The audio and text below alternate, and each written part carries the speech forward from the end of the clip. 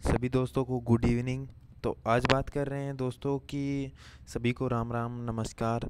तो आज का हमारा टॉपिक है वो है एनिमल हस्बेंड्री का मूक टेस्ट। एनिमल हस्बेंड्री का मूक टेस्ट है। इससे पहले हमने हॉर्टिकल्चर के कुछ क्वेश्चनों का टेस्ट ले लिया था और एग्रोनॉमी का भी ले लिया था, और साथ में आप सभी के कमेंट आ रहे थे कि एनिमल हस्बेंड्री का लो, तो मैंने सोचा क्यों ना एक एनिमल हस्बेंड्री का टेस्ट हो जाए। तो चलिए, आज का हमारा टॉपिक है एनिमल हस्बेंड्री का। तो उससे पहले बता दूं दोस्तों कि जो लाइव स्टडी है वो यानी कि लाइव टेस्ट है वो डेली का 6 बजे आएगा।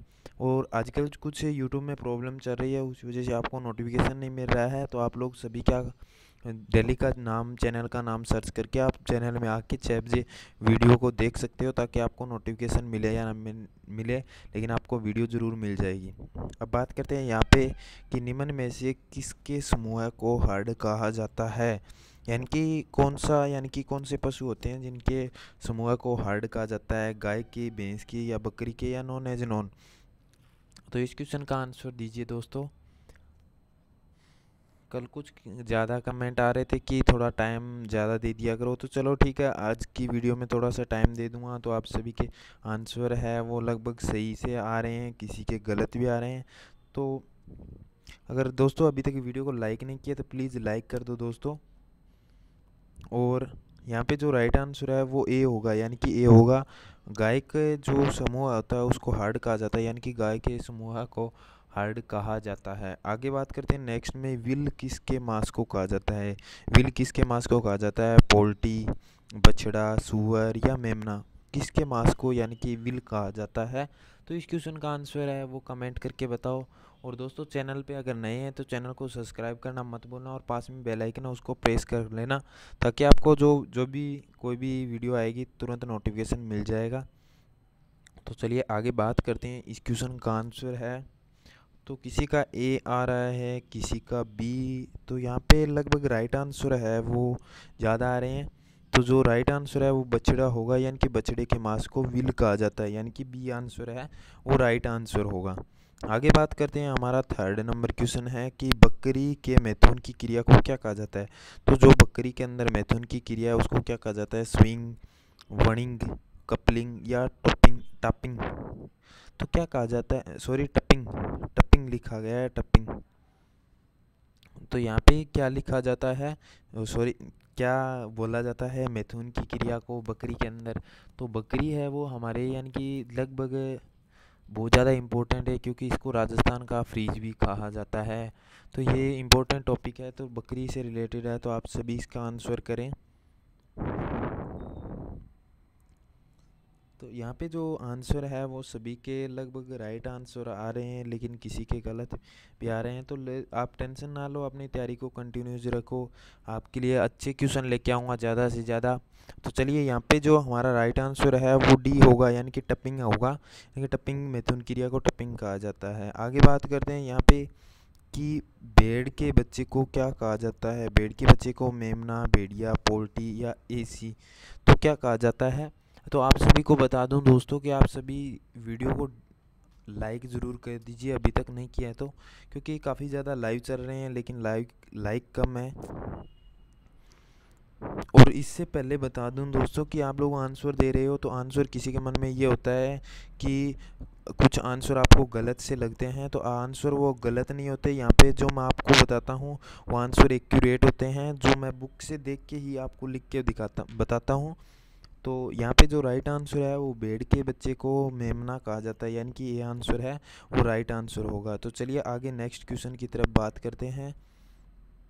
तो नेक्स्ट क्वेश्चन है हमारा कि बकरी के अंदर यौनारंभ, यानी कि जो बकरी के अंदर यौनारंभ है वो कब प्रारंभ होता है। 2 माह है, 15 से 18 माह है, या 30 से 42 माह है। तो कितना होता है, यानी कि 3 ही ऑप्शन दिया है, इसमें मिस्टेक से रह गया। तो 4 यहाँ पे मान लो, नॉन एज नॉन। तो इस क्वेश्चन का आंसर है वो कमेंट करो दोस्तों कि क्या होना चाहिए। तो यहाँ पे आंसर है वो आप सभी के 2 कमेंट आ रहे हैं। तो यहाँ पे जो राइट आंसर है वो 15 से 18 माह होगा, यानी कि 15 से 18 माह के अंदर यौन आरंभ चलता जाता है। अब बात करते हैं नेक्स्ट में कि भैंस का मध्य चक्कर काल होता है। भैंस का मध्य चक्कर काल होता है वो कितने दिनों का होता है? 210 दिनों का, 18 दिनों का, 21 दिनों का या 282 दिनों का? तो मध्यचक्र काल पूछा गया है, कितने दिनों का होता है? तो यहाँ पे जो मध्यचक्र काल है, यहाँ पे कंफ्यूजिंग करने के लिए मैंने कुछ अलग बताया, कहीं पे कुछ बताया। तो यहाँ पे जो राइट आंसर है वो 21 डेज होगा, यानी कि सी आंसर होगा, यानी कि 21 दिन होगा, यानी कि 21 दिन के अंदर मध्यचक्र काल चलता जाता है। अब आगे बात करते हैं कि विनोला के अंदर पाच्य पदार्थ यानी कि पाच्य प्रोटीन पदार्थ की मात्रा पूछी गई है। तो बिनोला के अंदर प्रोटीन की जो परसेंटेज मात्रा है वो 11.35 या 12.2 या 13.4 या 4 से 5%, कितने परसेंटेज यानी कि पाच्य प्रोटीन की पूछी गई है, तो कितने परसेंट पाई जाती है? तो इस क्वेश्चन का आंसर है वो कमेंट करो दोस्तों।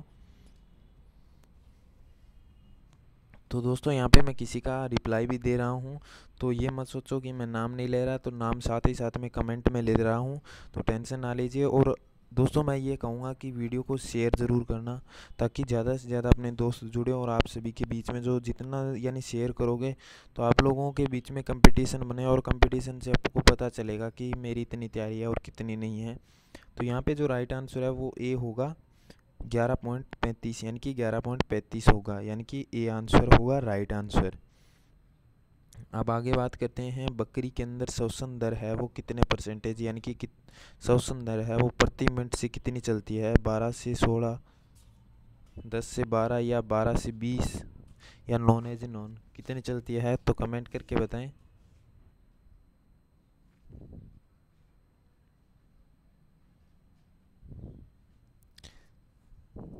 तो यहाँ पे जो राइट आंसर है वो होगा सी, यानी कि 12 से 20 प्रति, यानी कि श्वसन दर है वो 12 से 20 प्रति मिनट के हिसाब से चलती है। तो बकरी की यहाँ पे पूछी गई है। बात करते हैं आगे कि भैंस के अंदर सर्वाधिक, जो भैंस है वो सर्वाधिक कहाँ पे पाई जाती है? धौलपुर, जयपुर, बाड़मेर, अलवर।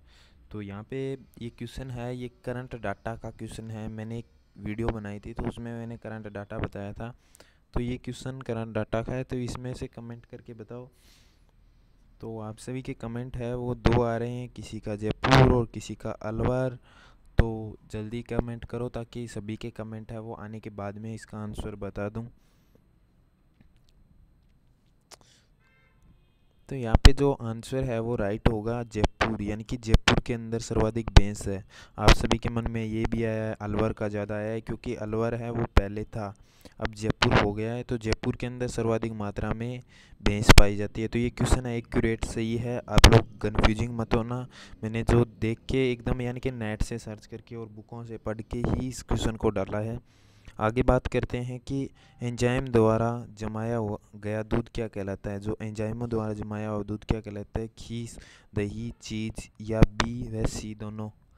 तो इस क्वेश्चन का आंसर है वो कमेंट करके बताओ कि क्या होना चाहिए, यानी कि एंजाइमों के द्वारा जो दूध जमाया जाता है उसको क्या कहा जाता है?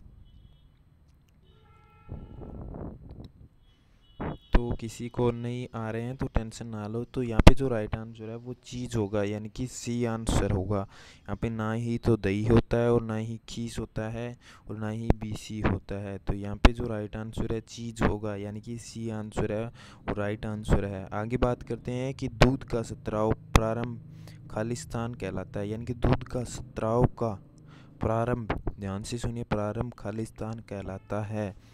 प्रोलैक्टिन, लैक्टोजेनेसिस, चीज या नॉन? तो आप सभी के मन में ये एक चीज़ आ गया होगा कि ये भी नहीं हो सकता, ये भी नहीं हो सकता। तो अब दोनों में से है कि आपको लगा सकते हो यहाँ पे, यानी कि दो आपके पास में अगर तुक्का लगा सकते हो ना, कहने का मतलब तुक्का के लगाना तो वैसे है ही नहीं, मैं गाइड ही नहीं करूँगा कि आप तुक्का लगाओ। तो लेकिन यहाँ पे अगर तुक्का भी लगाना हो तो क्या लगाओगे? तो यहाँ पे जो आपको सोचने वाले हो जे, तो आंसर है वो किसी के सही आ रहे हैं, किसी के गलत। तो यहाँ पे बता दूं कि दूध स्त्राव करने के लिए हार्मोन होता है वो प्रोलैक्टिन, यानी कि प्रोलैक्टिन होता है, और जो प्रारंभ करने यानी स्त्राव प्रारंभ करने की क्रिया होती है वो लैक्टोजेनेसिस कहलाती है। तो यहाँ पे जो राइट आंसर है वो बी होगा, यानी कि जिनके राइट आंसर है बी होंगे, यानी बी जिन्होंने आंसर दिया उनके बी आंसर है। आगे बात करते हैं, मुर्गी का बच्चा या अंडा देने की क्रिया क्या कहलाती है? लैम्बिंग, किडिंग, फिरोइंग या हैचिंग, यानी कि तीनों में चारों में से क्या कहलाता है। तो इस क्वेश्चन का आंसर है वो बिल्कुल ईजी है। तो इस क्वेश्चन का आंसर है वो आपको नेक्स्ट वीडियो में यानी बता दूंगा, लेकिन इस जो जो लाइव है वो अभी कमेंट करके बता सकते हो। और बता दूं दोस्तों कि इस वीडियो का यानी कि पीडीएफ है वो नीचे डिस्क्रिप्शन में आपको फर्स्ट में हमारी साइट का लिंक मिल जाएगा। उस यानी कि साइट के ऊपर ये दोनों पेज अपलोड किए हुए हैं, वहाँ से आप डाउनलोड कर सकते हो। तो कल मैंने आपको जिस भी टॉपिक पे वीडियो बनानी है तो मैं करवा दूंगा। और आज शाम को यानी कि लगभग 9 बजे के लगभग फसल सघनता की वीडियो आ रही है, तो वो कर दूं अपलोड। तो आप लोग टेंशन ना लीजिए। तब तक यानी कि दोस्तों अभी तक चैनल को सब्सक्राइब नहीं किया तो प्लीज़ सब्सक्राइब कर देना और अपने दोस्तों को शेयर ज़रूर कर देना। मिलते हैं नई वीडियो के साथ, तब तक जय हिंद, वंदे मातरम।